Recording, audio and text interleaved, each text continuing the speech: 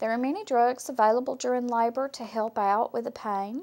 You don't have to take these. It's always your choice. You can go straight to an epidural if you want, or you can use natural labor. These are drugs that are given IV. They work very quickly. If you have nausea or vomiting, we may give you Phenergan or Zofran. If you're in pain, we may give you Demerol or Stadol. Often we'll give Demerol and Phenergan together because the Demerol can make you a little bit nauseated, and also the Demerol and Phenergan together work very well and potentiate each other, making both of them work better, and we call that Mepergan. So if you have pain and nausea both, you'll often get the Demerol and Phenergan through your IV. Now for regional anesthesias, there's spinals, epidurals, and locals. A spinal is usually only used for a C-section. This is a very dense block. The medicine is injected one time and you have it for a couple of hours. Usually plenty of time for us to get the baby out and you to get in recovery and us to get a pain pump set up for you. Epidurals are used for labor, or they can be used for C-sections too. If you've been laboring and you have a good effective epidural and we've for some reason determined you need a C-section, they can dose up the epidural so that it'll be adequate for surgery. Local anesthesia is often used if you didn't have an epidural and you need repair work on your perineum because of a stitch or a tear. The doctor will inject lidocaine into that area. It just numbs it up, and that way you don't have to feel the stitches. Spinals, used most in C-section. It's a one-time administration, lasts a couple of hours, and you're able to get out of the bed in about 4 hours. Epidurals, very popular. A lot of people choose to have epidurals. It can be given at 2 to 3 centimeters dilation when you're having regular contractions. If you come in for an induction and you choose to have an epidural a little bit before this, that's fine. If you choose to wait and see how long you can stand it, that's fine too. It is your choice. Nobody's going to tell you when it's time to have an epidural. You just need to ask for it.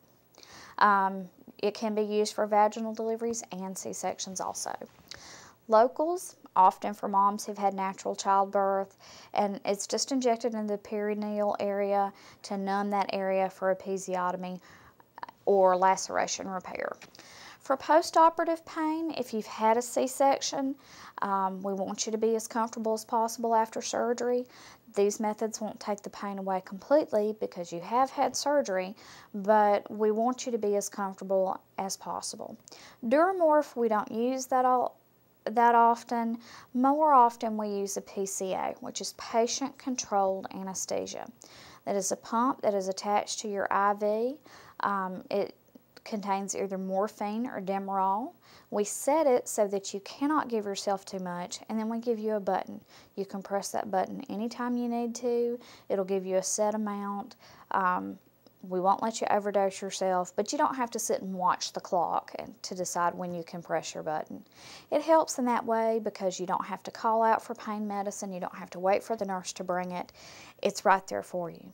The major side effects of Duramorph and PCA pumps are itching and nausea. And we have meds to help with this. If you're having problems with your PCA, you just need to address this with your nurse.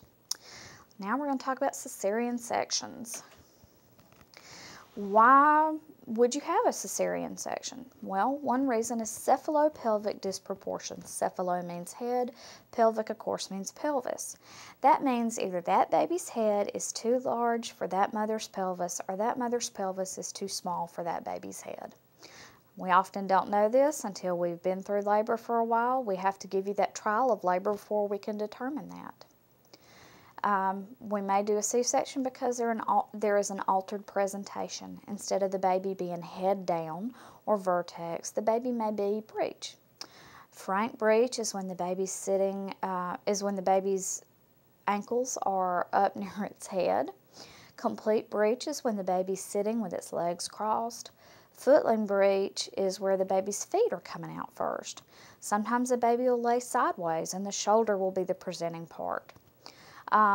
Chin or brow presentation, maybe the baby is head down, but the head is not in the position it needs to be for delivery.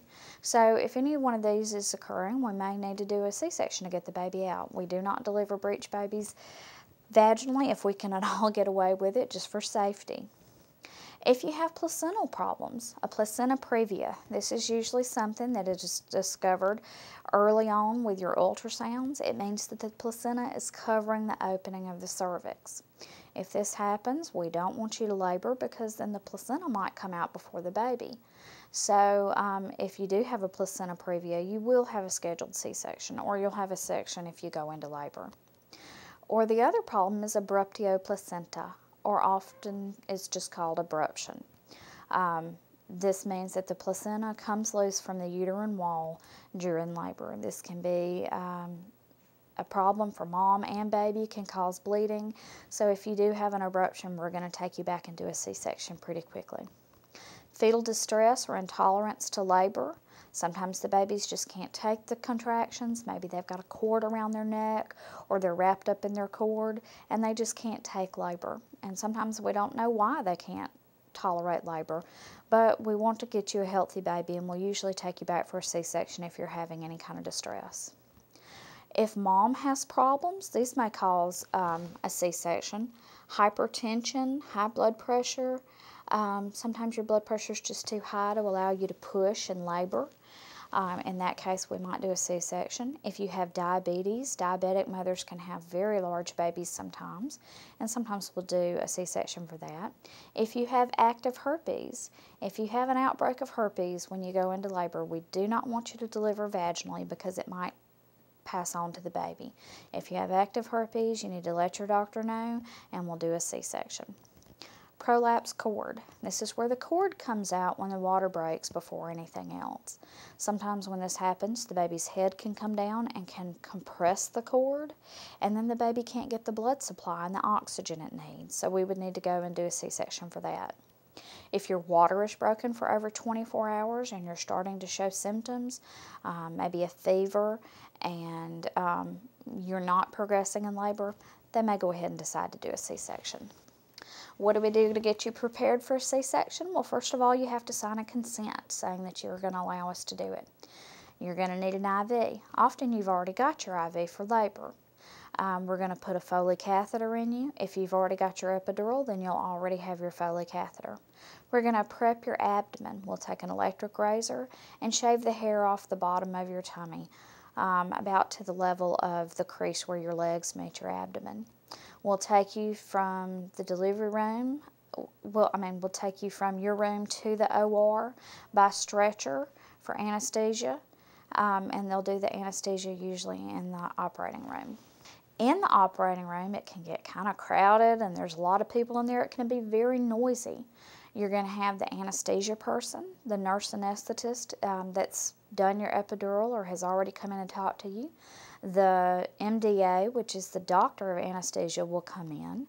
Your doctor may be there. He may have another doctor helping him. There's going to be a scrub nurse that is scrubbed up and helps the physician by handing off instruments, and there'll be a circulating nurse doing paperwork. Often, if you've already been in labor, the circulating nurse will be your labor nurse. For every C-section, even if it's a normal, healthy baby, we assume, the NICU team will come. This is the nurse practitioner, a nurse, and a respiratory therapist, and they come in to care for the baby after the surgery. Even if the baby goes to well baby, the NICU team will still come in. If you are awake for the C-section, if you have a spinal or an epidural, you can have 2 people in the operating room with you. If we have to put you to sleep, your family can wait outside and see the baby as soon as it comes out of the operating room, but they don't need to be in the operating room if you have general anesthesia. After you have a C-section, we'll take you to a recovery room that's on our unit. You'll stay for 1 hour, just like you would for vaginal delivery. After you stayed with us for an hour, while we've kept a close watch on your vital signs, we're going to be checking your fundus and your bleeding. We're going to be keeping close eye on you. After that, you'll go out to a postpartum room. Now, if you've had a C-section, you don't get to eat right away. You can only have to clear liquids until you pass gas. You'll have an IV for at least 24 hours. And after 24 hours, your Foley catheter and your dressing are probably going to be removed.